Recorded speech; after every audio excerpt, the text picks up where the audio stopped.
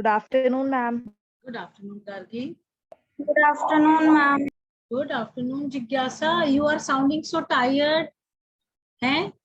कितनी पढ़ाई No, कर ma'am. भाई? हाँ. Good afternoon, ma'am. Good afternoon, ऐसा.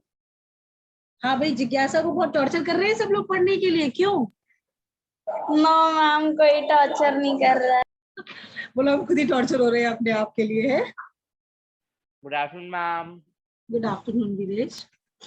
मैम वो कल मेरी बहन का बर्थडे था तो रात को थक गई थी बिल्कुल. Okay. This is so coincidence, you know. Even my brother had birthday yesterday. अच्छा. My real brother, my brother-in-law, also had birthday yesterday. Okay. Actually, World Population Day था ना, कल तो इन लोगों ने खूब population बढ़ाई है. 11 तारीख को पैदा होके सबने. जानते हैं? Yes, ma'am. Yes. I always used to tease my brother कि तुम्हारी वजह से population बहुत बढ़ी है.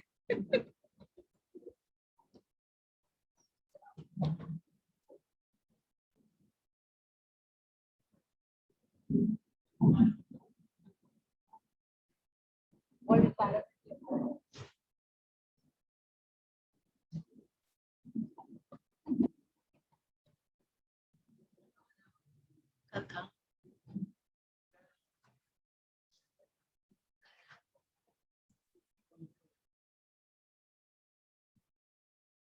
चलो. We have to do question answers or we have to battery गई. 19% बैटरी में कितने देर चल जाएगा ये? कितने चल जाएगा ये? इधर तो चार्जर लगा. We have to do question answers.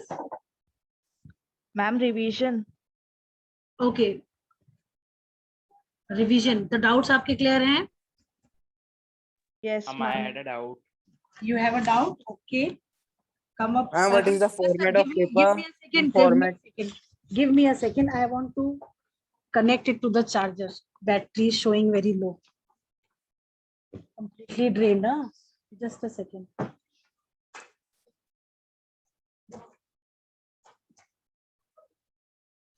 Just a minute.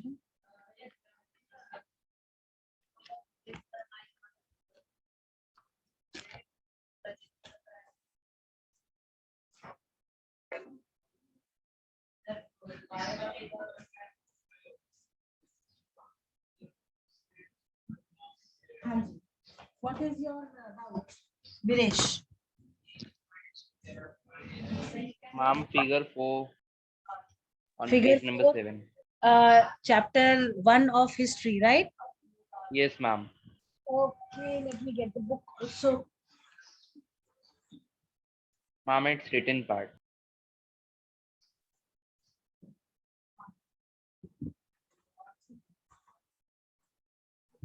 Good afternoon, ma'am. Good afternoon, Pavni. Okay. आज तो पवन बहुत अच्छी चल रही है, हवा है ना? Right?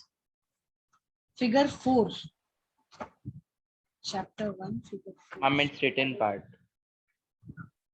Just a second. Can you tell the page number? Acha, the painting of Page number 7. Germany. This one? Yes, ma'am. Okay.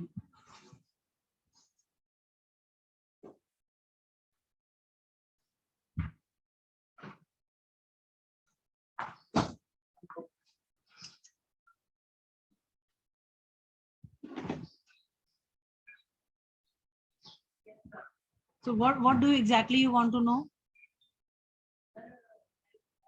One by one. Beta doubts. Ma'am, actually, can you please explain it? बेटा इसमें कुछ नहीं, सिर्फ ये बता रहे हैं कि भाई जो जर्मन पेंटर है उन्होंने इसको पेंट कराया और उसने उन्हें क्या पोर्ट्रे कराया कि जो व्हाइट एंड रेड यूनिफॉर्म्स वाले थे. कौन थे ये व्हाइट एंड रेड यूनिफॉर्म्स वाले? Ma'am, soldiers. French army. हाँ, जो कह रहा है कि इनको पोर्ट्रे करा है एज ऑपरेसर्स, क्योंकि इन्होंने क्या करा, ये पीजेंट्स के पीजेंट जो थे उनके उसके कार्ड को उन्होंने सीज करा, कुछ यंग women जो थी उनको harass करा, and they forced some of the peasants to bend down on their knees. ठीक है.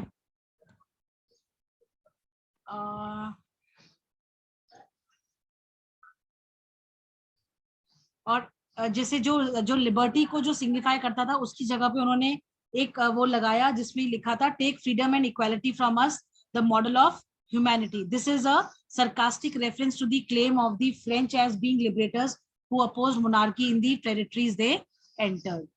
तो ये इस तरीके की चीज नहीं आएगी, हम पहले ही बता दें आपको. ठीक है बेटा. I'm in boards also. हाँ, ऐसा नहीं, जो भी कंटेंट से रेलेवेंट चीज होती है ना उस पे ज्यादा एम्फेसाइज होता है. ठीक है. Okay, ma'am. केस स्टडीज देखो, जैसे जो केस स्टडीज है गुसैफ मजीनी वाला जो आपका ये है, let me tell you. Wait, page 12 पे देखो फिगर 7 जो है,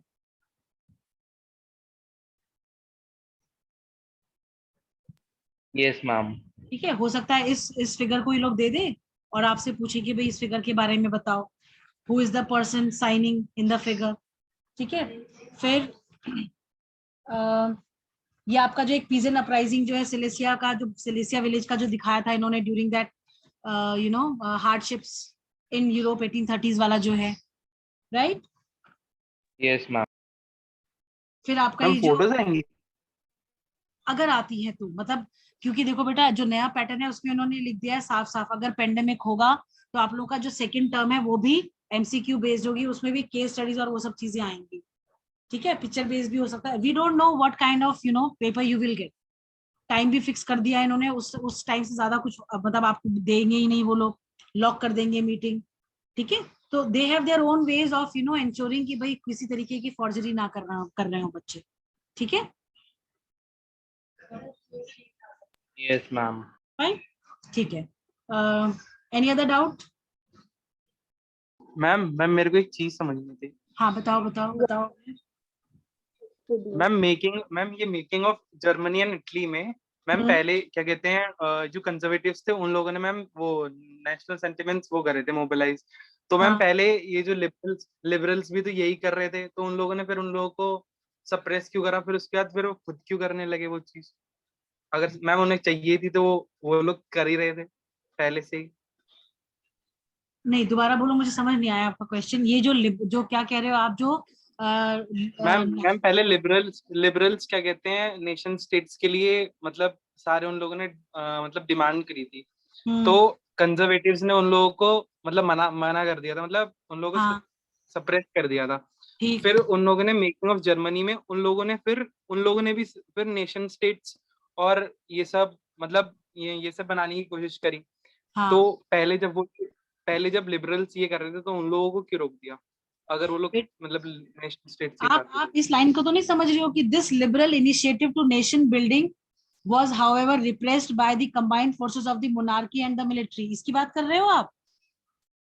इस पर्टिकुलर मैं एकदम पूरा yes ma'am as a whole पूछ रहा हूँ. अच्छा, एक जनरल उसमें आप पूछ रहे हो.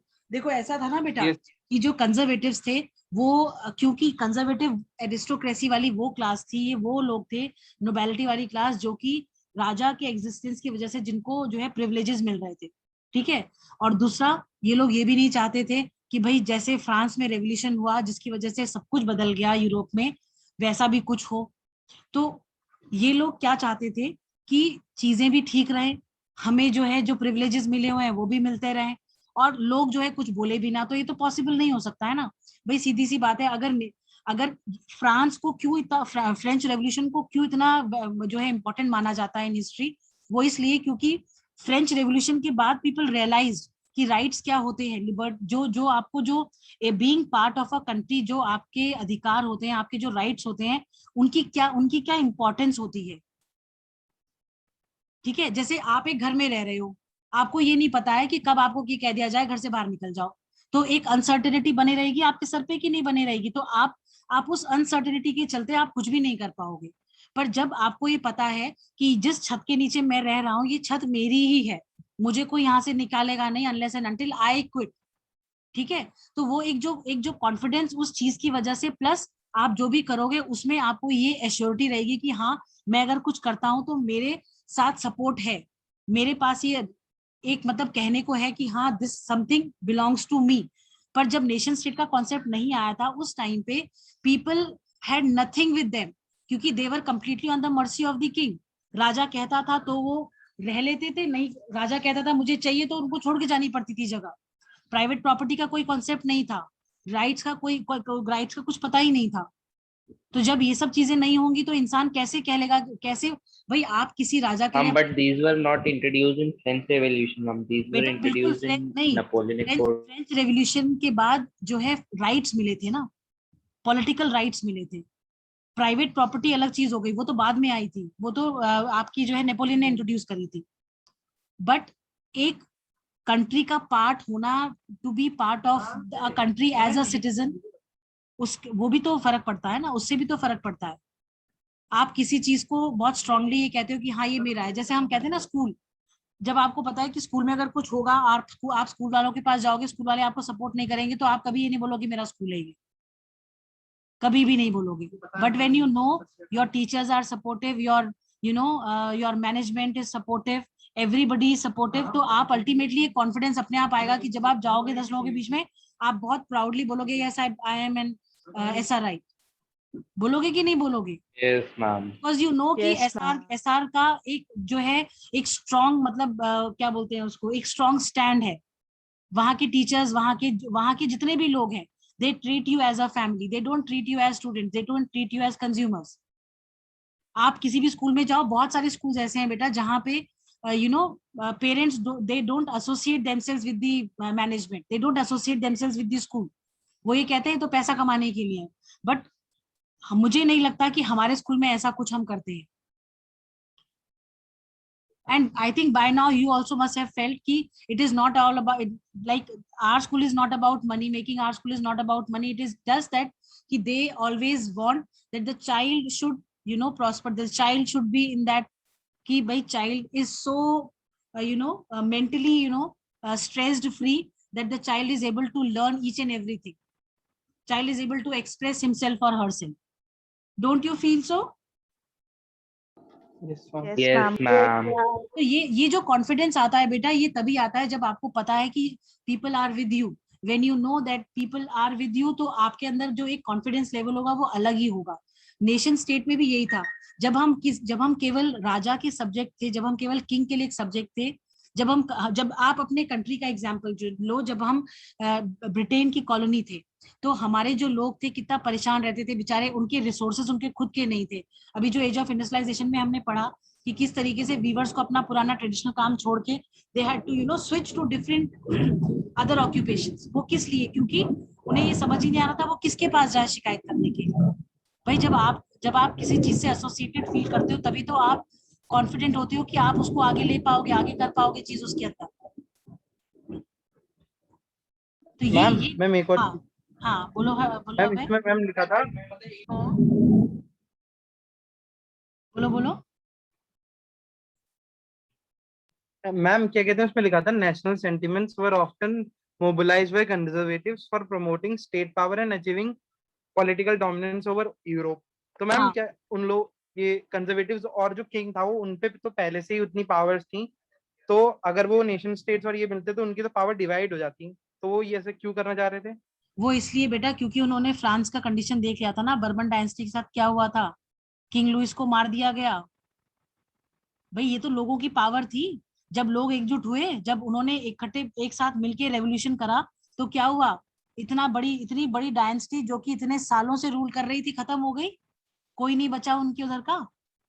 तो ये कंजर्वेटिव्स जो थे ये डरपोक भी बहुत थे, ये खुद से तो कुछ इनिशिएटिव करना नहीं मांगते थे, राजा को ढाल बना के सब काम करना मांगते थे ये लोग। तो इन्हें लगा कि भाई आप देखो ना उसमें जो कंजर्वेटिज्म वाला है उसमें लिखा तो है कि वो लोग चाहते थे चेंजेस हो, पर वो इस चीज से भी डरते थे कि भाई अगर दोबारा से सख्ती करी या दोबारा से हमने वैसे ही चीजों को इम्पोज करने की कोशिश करी तो क्या होगा, दोबारा से रेवोल्यूशन हो जाएगी, लोग दोबारा से जो है अगेंस्ट हो जाएंगे मोनार्क्स से, फिर अगर दोबारा अगेंस्ट हो गए तो हमारी फिर पावर चली जाएगी। भाई कहीं ना कहीं ये डर भी तो था ही उन लोगों के अंदर।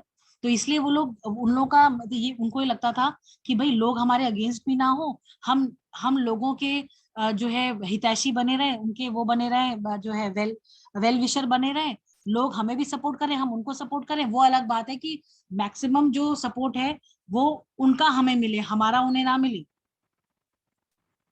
ठीक है? Okay. Yes, Pavni. Anybody who has doubt in history, chapter 1? No, ma'am. Okay, coming to civics. Any doubts in civics? What is the format of the paper? बेटा फॉर्मेट बहुत सिंपल है, अभी इस बार तो हमने उसको बहुत ही सिंपल रखा है। आपका एमसीक्यू बेस्ड है, मतलब जैसे कुछ क्वेश्चंस एमसीक्यू हैं, MCQ in the sense one word वाले जो है वो ऑब्जेक्टिव टाइप है, उसमें एमसीक्यू भी है, उसमें ब्लैंक भी है, उसमें मैच द फॉलोइंग भी है, कुछ भी आ सकता है। ठीक है, 1 मार्क में। दूसरा आपका 3 मार्क्स डिस्क्रिप्टिव नहीं है? डिस्क्रिप्टिव है, 3 मार्क्स और 5 मार्क्स के क्वेश्चंस भी हैं आपको, Okay, ma'am. और मैप वर्क भी है ज्योग्राफी में। ठीक है, Ma'am, Google form. नहीं, not in Google form, Google Meet पे टेस्ट होगा और आप पीडीएफ बना के हमें भेजेंगे, वो बाकी देखते हैं क्या होता है, जो भी होगा वो बता दिया जाएगा, बट गूगल मीट पे टेस्ट होगा। और Okay, आप ma'am. गूगल फॉर्म पे नहीं होगा, आप लोग को पीडीएफ जैसे हमने बाद में सिस्टम करा था, पीडीएफ बना के आप लोग भेज रहे थे, उस तरीके से होगा। Yes, ma'am. Yes, ma'am, Gmail. My doubt. Yes Pavani, you have some doubts? Yes, ma'am. Okay, history, civics, geography. Ma'am, in geography chapter 1, I couldn't understand the difference in stock and reserve. Ma'am, Okay. me too. Okay, anybody in the class who could tell this stock and reserve? देखो दोनों के मायने एक ही होते हैं, stock और reserve के मतलब एक ही होता है, पर इनका जो यूज हम करते हैं वो अलग अलग तरीके से करते हैं। अब जैसे स्टॉक जो होता है ना, anybody in the class who would like to tell? Raghav, Mohit, Kanika, Samarth, Jujhar, अभय। मैं एयरटेल। यस अभय, बताओ।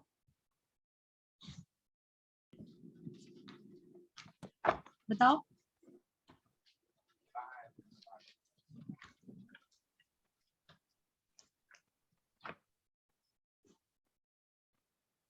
Ma'am, stock are the resources which can satisfy our needs, but they, ma'am, we don't have the technology to access them.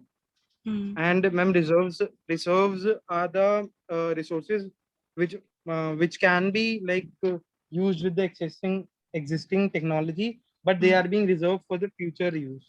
हाँ, बस यही difference है पावनी। देखो ऐसा है ना, एक बहुत पतली सी लाइन है, जैसे हेयर लाइन होती है ना, हेयर लाइन, बस वो हेयर लाइन का डिफरेंस है।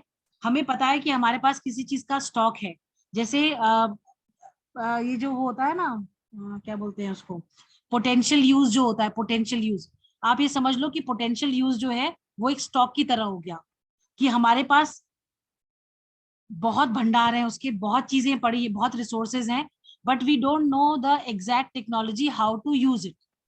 ठीक है, और रिजर्व का मतलब ये हुआ कि हमें टेक्नोलॉजी पता है, पर हम उसको यूज इसलिए नहीं कर रहे हैं क्योंकि हमें उसे फ्यूचर के लिए भी रखना है, दैट इज रिजर्व। गार्गी, अब क्लियर हुआ बेटा? Yes, ma'am. हाँ, Yes, ma'am. Clear. पावनी Yes, ma'am, clear. अब क्लियर है ना? बस इसमें देखो बहुत ज्यादा कुछ दिमाग मत लगाओ, सिंपल सी चीज है। स्टॉक वो जो हम लाके, जैसे मैं ऐसे मैंने अपने बच्चों को ऐसे समझाया कि भाई स्टॉक जो है, वो स्टॉक का मतलब वो हुआ जो चीज हमें पता है वो हमें फ्यूचर में हमारे यूज में आएगी, उसको हमने लाके रख दिया और भूल गए। और रिजर्व वो जो कि हम आने वाले समय में शायद यूज कर सके, उसे बहुत लंबा समय नहीं रखेंगे उसे हम अपने साथ, पर वो यूज में आ सकता है, हमें पता है कि वो है, हमारे पास है और उसे हम यूज कर सकते हैं। स्टॉक वो चीज होती है जिसकी पोटेंशियल तो हमें पता है, पर कैसे यूज किया जाए उसके लिए हमारे पास टेक्नोलॉजी नहीं होती है, बस यही डिफरेंस है। Okay, ma'am. चलिए, And ma'am, these boxes, Rio de Janeiro and Agenda 21, these are important. yes, these are important, you may get 1 mark questions from these Okay, ma'am. because it is a case study no that they have given you, तो इस पे based questions आ सकते हैं। ठीक है, anything in civics? Ma'am, what is the difference between continuous renewable and biological renewable? Continuous, renewable, and Biological renewable. ये कहाँ पे है भाई? Ma'am, there are like Ma'am, two in book there chart. हाँ?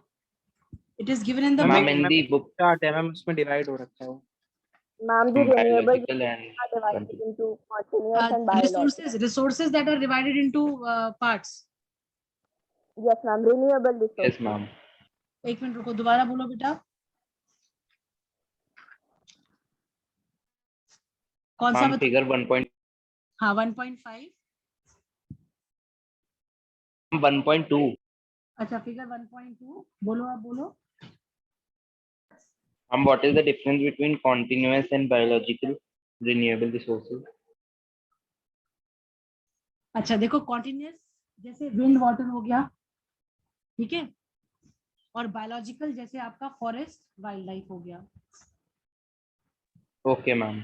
ठीक है, मतलब बायोलॉजिकल जिसमें लाइफ है, और कॉन्टिन्यूस जो कि रेगुलरली आपको सप्लाई हो रही है, जैसे विंड और वाटर हो गया। ठीक, Okay, ma'am. And ma'am, continuous or flow? Continuous or flow means the same. Wind and water we are talking about कि भाई ये हमेशा रहते ही रहता है। ठीक है। Okay, ma'am. Okay, ma'am. What else?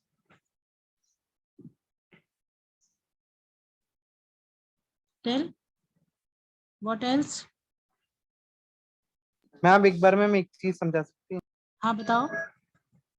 Ma'am Habsburg empire वाला पार्ट। हैब्सबर्ग एम्पायर वाला। यस चलिए मैम। इसको हम कैसे समझाएं, आपको भी बताते हैं। इनको मीटिंग कोड क्या है हमारा? 70। Anybody else who also wants to know about Habsburg Empire?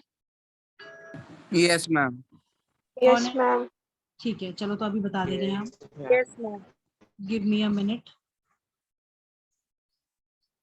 707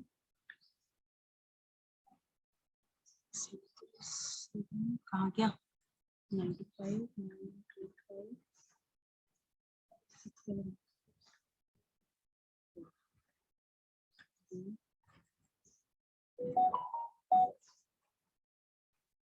67 passport।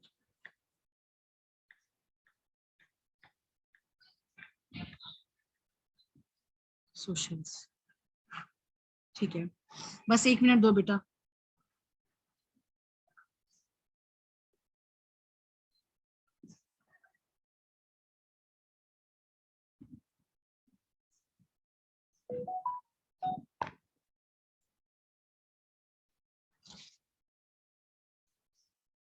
ये हैब्सबर्ग एम्पायर क्या थी गार्गी?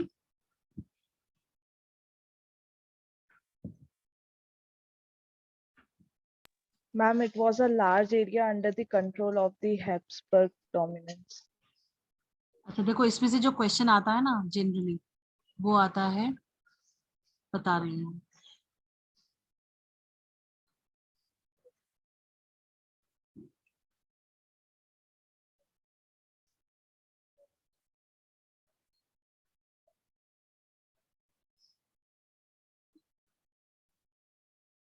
बस 1 मिनट दो बेटा।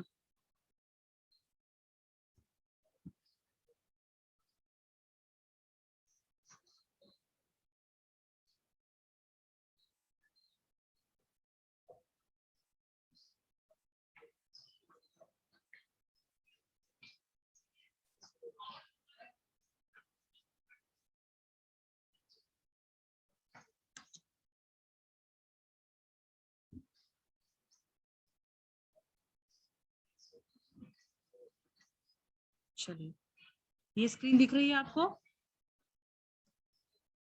Yes, ma'am. यस। वे देखो, अब जैसे 1 मिनट बस।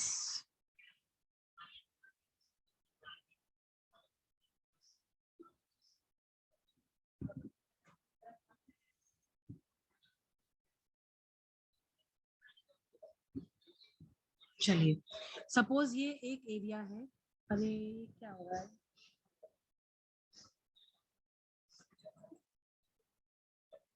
चलिए से फॉर एग्जाम्पल ये एक रीजन है, ठीक है, Yes, ma'am.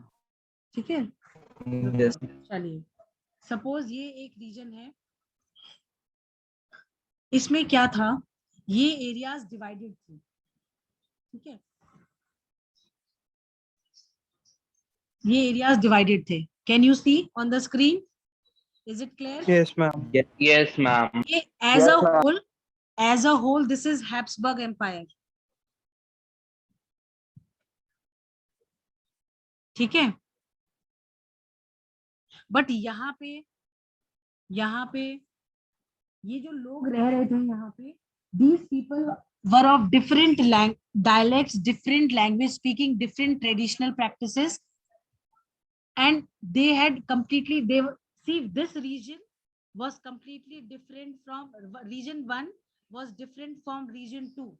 The language, the dialects that were there, the traditional practices which were there, everything was different. They were not at all alike to each other. They were completely different. But because one single ruler was there, that is why they all were part of this Habsburg Empire. समझ में आया? Ma'am ये तो फिर ma'am I'm like states in a country. नहीं, एक minute रुको, हाँ बोलो बे, बोलो।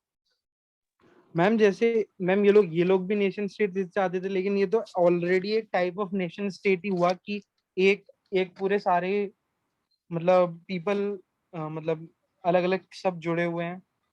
अच्छा, नहीं, पर जुड़े हुए नहीं थे ना ये, जैसे आप जिस घर में रहते हो, आपके नेबर में जो घर में रहता है, आप दोनों जुड़े हुए, आपकी बाउंड्रीज हैं, पर आप और वो कंप्लीटली डिफरेंट है, उनकी प्रैक्टिसेस, उनकी ट्रेडिशनल प्रैक्टिसेस जो है, उनके रिचुअल्स जो हैं, उनकी भाषा जो है, सब चीज अलग है, पर आप लोग एक साथ इसलिए रह रहे हो क्योंकि आप एक राजा, एक टेरिटरी जो है उसका पार्ट हो, से ये 1, ये 2, ये 3। मैम तो ऐसा तो इंडिया में भी होता है बेटा, इंडिया तो यूनियन है, यूनियन ऑफ स्टेट्स है, संघीय देश है हमारा जो कंट्री है, संघीय देश ही तो कहते हैं हम अपने कंट्री को, कहते नहीं कहते हैं मैम सब मैम अलग अलग स्टेट्स इसलिए तो यूनाइट हैं क्योंकि एक सेंट्रल पावर है जो उनको यूनाइट कर रही है। देखो, राजा थोड़ी रूल कर रहा है हमारे ऊपर, क्या राजा रूल कर तो रहा है? मैम इटली हाँ बोलो। तो मैम जब इटली और जर्मनी बनी तो उसमें भी राजा ही था, लेकिन उसमें बेटा क्योंकि उस टाइम पे कॉन्सेप्ट था ना, ये उस टाइम पे ये कॉन्सेप्ट था कि भाई राजा ही रूल करेगा। ये तो धीरे धीरे नेशन स्टेट्स का एवोल्यूशन हुआ, फिर धीरे धीरे ये हुआ कि भाई लोगों को समझ में आने लगा कि भाई अगर आप किसी कंट्री का पार्ट हो तो आपको क्या फायदे होते हैं, फिर ये समझ में आया। मैं ये कह रहा हूँ, हाँ बोलो। मैम मैं ये कह रहा हूँ कि जैसे नेशन स्टेट्स ये थे ना कि वो किसी भी एक बेसिस पे लोग जुड़े हो। नहीं, जैसे तो नेशन स्टेट का कॉन्सेप्ट नहीं, नेशन स्टेट का कॉन्सेप्ट ये था बेटा, जिसमें कि सब लोग एक लैंग्वेज, एक तरीके की ट्रेडिशनल प्रैक्टिसेस, वो सब लोग मिलके एक स्टेट बनाए, एक नेशन स्टेट बनाए। मैम ये भी तो था कि गवर्नमेंट थ्रू भी जो हाँ बिल्कुल, वो हाँ वो लोगों के द्वारा चूज करी गई हो गवर्नमेंट जो। तो मैम ये इटली और इन लोगों ने तो ऐसा कुछ नहीं था, ये तो ना तो उनकी प्रैक्टिसेस सेम थी, वो सिर्फ क्या कहते हैं उन लोगों ने मतलब बाय फोर्स करा मैम, वो इसलिए क्योंकि इटली, देखो इटली जो अपने आप में एक सिंगल सी यूनिट टेरिटरी थी, एक सिंगल पार्ट था, जिसको कि अलग अलग लोग जहाँ पे रूल कर रहे थे, तो भाई वहां के लोगों को लगा कि भाई हम एक सिंगल नेशन है, तो ये अलग अलग छोटे छोटे राजा क्यों हमारे पर रूल करें, हम एक सिंगल यूनिफाइड टेरिटरी क्यों नहीं हो सकते। जब फ्रांस अपना बन गया अकेले, भाई जब जितने भी, जो आप ये समझो कि फ्रेंच रेवोल्यूशन के बाद पूरे यूरोप में क्रांति ऐसे आई कि लोगों को ये समझ में आया कि अगर हम राजा का सब्जेक्ट हैं तो हमारा कोई वजूद नहीं है, हमारी कोई एग्जिस्टेंस नहीं है, हमारी कोई इंपॉर्टेंस नहीं है। पर अगर हम एक नेशन स्टेट हो जाते हैं, अगर हम एक गवर्नमेंट के अंडर होते हैं, या हम अपनी गवर्नमेंट लेके आते हैं, तो हमारे पास हर वो अधिकार और हर वो चीजें हमें मिलेंगी जो एक सिटीजन को मिलनी चाहिए, समझे? मैम मैं पता है कि मैम कुछ और क्या, आप मैम मुझे मैं एक बताओ। सेकंड मैम ड्रॉ करके बता दूं। हाँ बताओ बताओ, दिखाओ।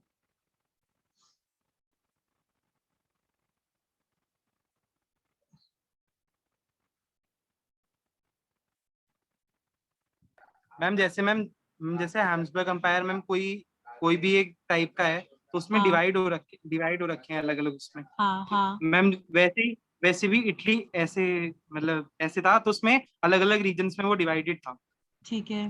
इटली या फिर वो दोनों।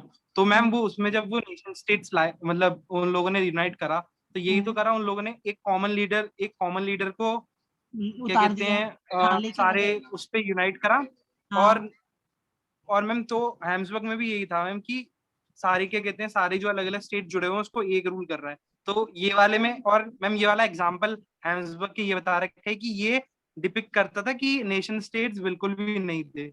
हाँ, तो पर अब आप देखो ना, तो मैम ये दोनों, लेकिन है तो दोनों सेम चीज ही। ऑस्ट्रिया प्लस हंगरी, ये दो दो दो कंट्रीज ने मिलके जो है हैब्सबर्ग एम्पायर बनाया था, ऑस्ट्रिया हंगरी, समझे? तो इसीलिए जो है Yes. ये इस तरीके का पैचवर्क का काम था। पैचवर्क क्या था? कोई जो है कोई लोम्बार्डी बोलता था, कोई गैलिशिया लैंग्वेज बोलता था, कोई किसी और कोई डायलेक्ट को बोलता था, सब लोग अलग अलग थे। मतलब 10 नंबर का 9 नंबर से कोई वास्ता नहीं था, 4 नंबर का 9 से कोई वास्ता नहीं था, 5 का 4 से कोई वास्ता नहीं था, पर फिर भी ये लोग एक यूनिफाइड टेरिटरी का पार्ट थे। अब ये चीज आप ये ऐसे समझो इसको, मतलब इट वॉज अ पैचवर्क। उसने लिख क्या बताया कि भाई ये एक पैचवर्क का काम करता था। पैचवर्क था ऑस्ट्रियो हंगरी एम्पायर जो था। पैचवर्क का मतलब क्या होता है जानते हैं? कपड़े में कहीं छेद हो गया, पैबंद लगाते हैं जिसको हम बोलते हैं, ये ऐसे ऐसे होता है पैच, ये लग गया पैच, Yes. ठीक है? तो ठीक ऐसे ही जो ऑस्ट्रिया जो हैब्सबर्ग एम्पायर थी वो भी एक पैचवर्क की तरह थी, क्योंकि जितने भी लोग उस पूरे उसको जो है भरते थे, या जो भी उसका पार्ट थे, ये 1 2 3 4 5 6 7 8 9 10, ये सब लोग अलग अलग आइडेंटिटीज थी इन लोगों की। ये कहीं से कहीं एक दूसरे से मैच नहीं करते थे। मतलब 1 4 से मैच नहीं करता था, 4 1 से मैच नहीं करता था। ये कंप्लीटली डिफरेंट थे, कंप्लीटली डिफरेंट। क्यों? क्योंकि इनका जो रूलर था वो एक था। मैम तो रूलर इटली में भी तो ऐसे था मैम, इटली में भी पहले इटली सारे में ऐसा सबके नहीं अलग था अलग रूलर। बेटा, इटली में ऐसा नहीं था। इटली इटली जो था एक यूनिफाइड, इटली जो एक रीजन था वो एक सिंगल टेरिटरी थी, पर उसको अलग अलग लोगों ने रूल करके रखा हुआ था। हैब्सबर्ग जो थी आपकी, ये ऑस्ट्रिया और हंगरी दो मिलके बनी थी, तो अलग अलग लोग यहाँ पे रह नहीं रहे थे। नहीं नहीं मैम, वो तो मैम इटली तो पहले पहले अलग अलग था ना, जब उन लोगों ने नेशन स्टेट करा तो उसका तो एक मेन वो मतलब लीडर कह सकते हैं या फिर किंग कह सकते हैं, वो तो एक रह गया ना एम्परर, जब वो नेशन स्टेट बना तो। हाँ, तो एक एक रह गया, तो एम्परर एक रह गया, पर बाकी लोग जो जो अधिकार, जिन जो लड़ाई थी कि भाई हमें राइट्स और वो सब चीजें मिल जाएंगी, तो वो उनको मिली ना। मैं वो तो क्या कहते हैं, मुनार्की या फिर उसमें आती है, लेकिन नेशन स्टेट तो यही हुआ ना कि वो किसी भी एक रीजन से पैच्ड है या फिर वो है। आप मेरी बात नहीं समझे, वहां पर मैं ज्यादातर मैम लोग जो थे। मेरे को ये चीज समझ में नहीं आ रही है कि हाँ, हैम्सबर्ग एम्पायर का एग्जांपल इस सेंस में क्यों दिया कि नेशन स्टेट उस टाइम थे नहीं बिल्कुल भी। क्योंकि वो एक पैचवर्क का काम था। देखो ना बुक में क्या लिखा है, हम आपको एकदम क्लियरली पढ़, आपको ये समझ में नहीं आया वो क्या कहना चाह रहा है। वो ये कह रहा है कि the Habsburg Empire that ruled over Austria Hungary for example was a patchwork of many different regions and people. अलग अलग क्षेत्र थे, अलग अलग लोग थे। It included the Alpine regions, ठीक है? फिर बोहेमिया एरिस्टोक्रेसी भी थी, जर्मन स्पीकिंग थे, फिर इटालियन स्पीकिंग प्रोविंसेस भी थे उसके अंदर, ठीक है? हंगरी का आधा पार्ट था, आधी आधी जो पॉपुलेशन थी वो मैग्यार बोलती थी, आधे लोग अलग अलग डायलेक्ट्स बोलते थे। फिर गैलिशिया जो थी वो एरिस्टोक्रेसी बोलती थी, वो पॉलिश लैंग्वेज, ठीक है? और ये जो डोमिनेंट ग्रुप्स थे, इसके अलावा भी और बहुत सारे लोग थे जो इस पर्टिकुलर एरिया में रह रहे थे। प्रॉब्लम ये थी कि ये दो दो रीजन्स थे ना भाई, ऑस्ट्रिया और हंगरी को मिला के बनाया गया, ठीक है? पर यहाँ पे जो लोग रहते थे ये अलग, कंप्लीटली अलग आइडेंटिटीज थी इनकी, इनका इनसे कोई वास्ता नहीं था। इनको सिर्फ ये पता था कि भाई इनका जो है एक रूलर है जिसके लिए, जिसको वो आंसरेबल हैं। वो हमने क्या बोला, ये 1 का 2 से कोई वास्ता नहीं है, 2 का 3 से, 3 का 1 से, किसी का आपस में कोई इंटरकनेक्शन नहीं था। बट ये सब लोग साथ इसलिए रह रहे थे क्योंकि ये एक राजा ने इनको एक साथ बांध के रखा हुआ था under the Habsburg Empire. Ma'am, like for example, if we take an example of a school where there are different classes, yes, like different classes are not connected with each other. For example, class 4th and 5th, but still Exactly. they are together because they study in the same school. exactly, because you are part of one single institution, that is why you all are there sitting in different rooms, Yes, wearing ma'am. same uniform. You have one single principal, but you have different class teachers. Do you have same class teachers? You don't have the same class teachers. You have different class teachers coming to your classes. Subject teachers are same, but class teachers are different. Class teachers are basically the people whom you are answerable to. Ma'am जैसे Italy में ma'am पहला reason था जो मतलब एक solo जो Prince से rule करता था, मतलब मैम वो सैडिना पेडमन जो था, Sardinia और मैम उसमें अलग हाँ, और मैम उसमें एक पोप रीजन जो पोप के थ्रू जो मतलब रूल करा गया था वो था, और ऑस्ट्रियन हैम्सबर्ग एरिया नॉर्थ में था। तो जब उन लोगों ने रीयूनाइट करा तो किसी भी मतलब इस उसमें थोड़ी करा कि उन पे सेम फीचर्स हैं या फिर सेम बिलीफ है या फिर कोई भी सेम रिलीजन फॉलो करते हैं। उन लोगों ने तो पहले वहां पे मतलब वॉर भी लड़ी हैम्सबर्ग वाले में उसको लेने के लिए। मैम वो भी तो एक ही सिंगल मतलब वो यूनाइट इसलिए हुए क्योंकि एक सिंगल रूलर है वहां पे, वो भी तो पैच हुए। नहीं, ये अरे वो इटली का उन्होंने एग्जाम्पल इसलिए नहीं दिया बेटा क्योंकि इटली बहुत छोटा है कंट्री है। उन्होंने हैब्सबर्ग एम्पायर का इसलिए दिया क्योंकि हैब्सबर्ग एम्पायर अपने आप में मिलके बहुत बड़े एरिया को उन्होंने जो है वो रूल कर रहे थे। मैम मैं ये कह रहा हूँ जैसे इटली जब नेशन स्टेट बनने के बाद जैसा था वैसा ही सेम तो हैब्सबर्ग अभी भी है बिना नेशन स्टेट के। हैब्सबर्ग तो अभी है ही नहीं। अरे मैम मतलब जब बताया गया है। अरे आप वही उन्होंने यही तो बताया कि जिस मतलब भाई लोगों ने नेशन स्टेट क्यों चाहा, क्योंकि वो उनको ये लगता था कि भाई सब लोग एक आइडेंटिटी, एक लैंग्वेज, एक रिलीजन, एक जो है आपका ट्रेडिशनल प्रैक्टिसेस सब एक जैसी होनी चाहिए। उन्होंने यही एग्जाम्पल बताया कि उस टाइम पे भाई आप हैब्सबर्ग जो थी सबसे बड़ी एम्पायर थी जो कि अलग अलग, जो कि एक राजा के द्वारा रूल करी जाती थी, बट वहां पे अलग अलग जो है उसके लोग रहते थे who were not they were not related to each other in any way। वो यही तो बताना चाह रहा है। मैम तो इटली में भी तो मैम वो लास्ट लाइन लिखी हुई है, they still had many religion and local variations। बेटा अभी भी लोकल वेरिएशन देखो, वो तो आप अभी आज की डेट में आप अपने कंट्री को उठा के देख लो, आपकी कंट्री में कितनी जबरदस्त डाइवर्सिटी है, बीट ज्योग्राफिकल और हाँ। तो मैम यही तो कह रहा था मैं कि इंडिया में भी तो अलग अलग है तो भी यूनाइटेड है, तो ये तो नहीं कह सकते कि वो रिलीजन के बेस पे है।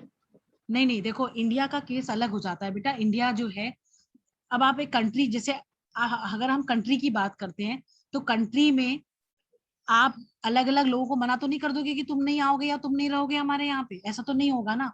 अगर डिफरेंट लैंग्वेज स्पीकिंग लोग हैं या डिफरेंट रिलीजियस प्रैक्टिसेस वाले लोग हैं तो वो सब अगर एक कंट्री में रह रहे हैं और उस कंट्री के लोगों, उस कंट्री की गवर्नमेंट ने उनको कुछ अथॉरिटीज या राइट्स दे रखे हैं तो ये तो बहुत अच्छी बात है।